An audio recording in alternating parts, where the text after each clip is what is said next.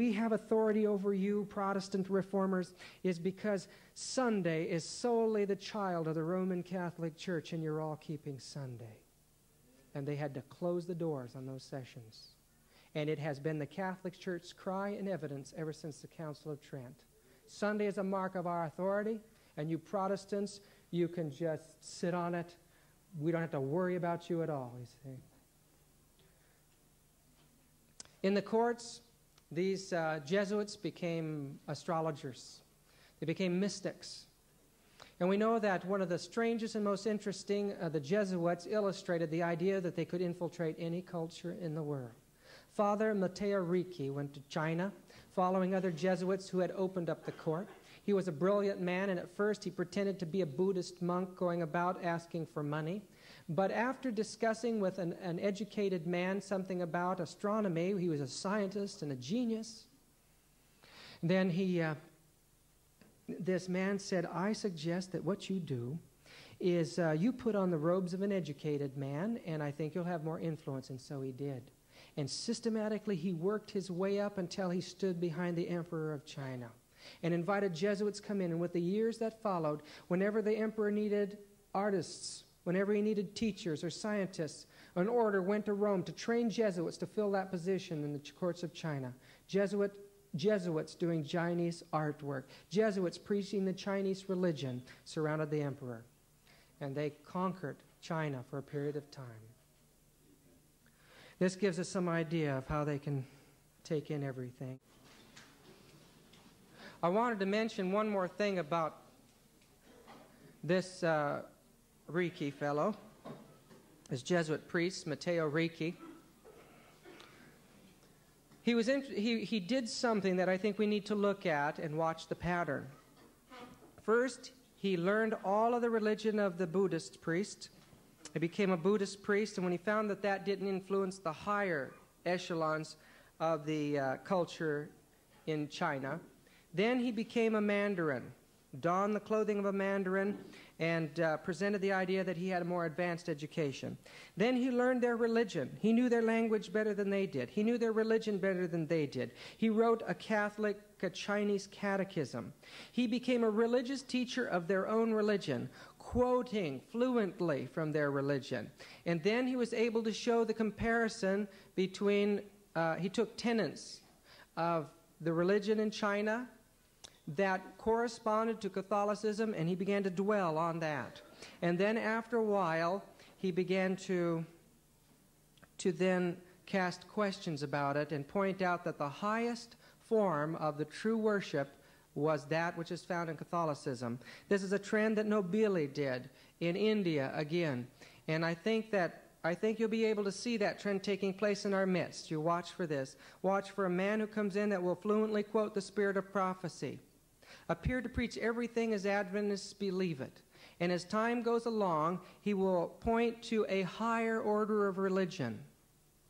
And that order of religion will be none other than binding us up with the rest of the Christian world. And these things, of course, are happening on all levels in our church today. And to me, it's an evidence that these men are working among us.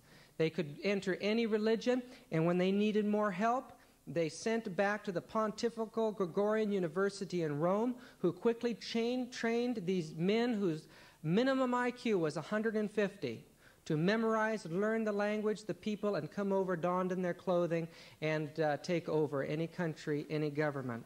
They also worked with the primitives, and many, many, many thousands were claimed to the Roman Catholic faith.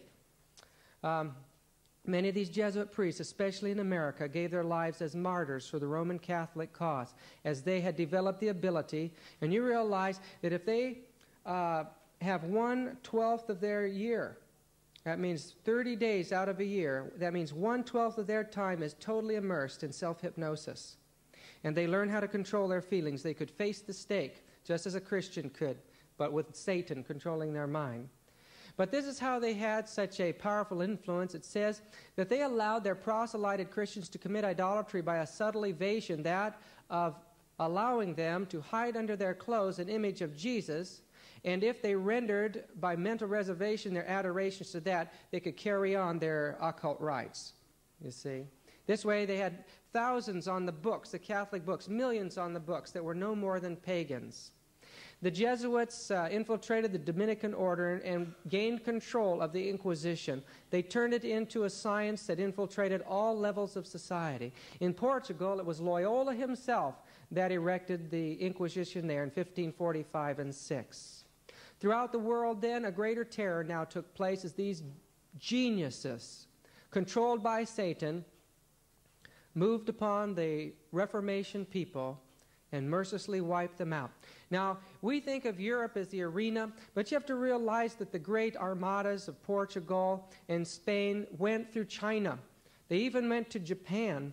These armadas went to India, and with them they brought the Jesuit inquisitors. When they came to these countries, they ran into the ancient church in the wilderness that kept the seventh-day Sabbath and believed as you and I do. When they did this, they forced the leaders to capitulate, or they tortured them. And many, many people were slaughtered by the Portuguese soldiers. And little is known in history today how many Seventh-day Adventists were destroyed in China, where we know there was over 6 million at one time. In fact, in 1625, outside of Chang'an, China, they found a large stone, a great boundary stone that had once been set up there, when an apostle, an Adventist man by the name of Adam, in the 7th and 8th centuries, was the head of the Church of China. And on that stone, the Mandarins and the Jesuits worked together. They saw this stone was a danger to both of their religions. And so they decided to destroy all the Chinese characters. Below that were some Syrian characters that they couldn't read. And so they abolished this record of the Sabbath-keeping church throughout all of China. And they left the Syrian. And although they put new Chinese letters there, we can read Syrian today. And it tells of the vast reaches of the Seventh-day Adventist Church throughout the Orient from Syria at that time. The record of the past, when we can find out what happened, are so hideous to us that it leaves us weak. But these Jesuits took an oath to take over the Protestant churches, and as rapidly as they could, they made their way through the Protestant world. The Vatican established a school that in every major campaign and every work of infiltration, another segment of this university was set up for these studies overseas and in Europe. This is called the Pontifical Gregorian University, and it's dedicated to setting up the Roman Catholic Church as a one-world system. These institutions of learning spread all over Europe and around the world, and the Jesuits had more wealth and more power than any other order had ever had. They were a government within themselves. Here we are again with this book from 1667, The Fiery Jesuits, and I know it's so hard to read the writing from way back then, but I'll try to read it. He says that what we're about to read comes from a Jesuitical creed gathered out of the works of John Baptista Poza, a Spanish Jesuit by Franciscus Royales, a doctor of Salamanca. So that's where this stuff comes from. And this is one of the quotations in that book. I believe in two gods. One is Son, Father, and Mother, metaphorically, according to a temporal generation, and the other metaphorically, Mother and Father, according to a temporal generation.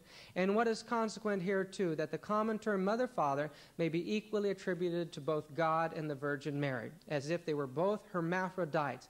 And, of course, this was the esoteric view of God, that he was both the male and female principle in one being. And entire houses or temples were set up to worship the God who was bisexual. And this was the origin of homosexuality and lesbianism in the world. It came through the worship of nature and emulating what they believed God was like. But this symbol of a God, both male and female, is no more than the symbol of the devil, and that is what the religion of the Jesuits worship.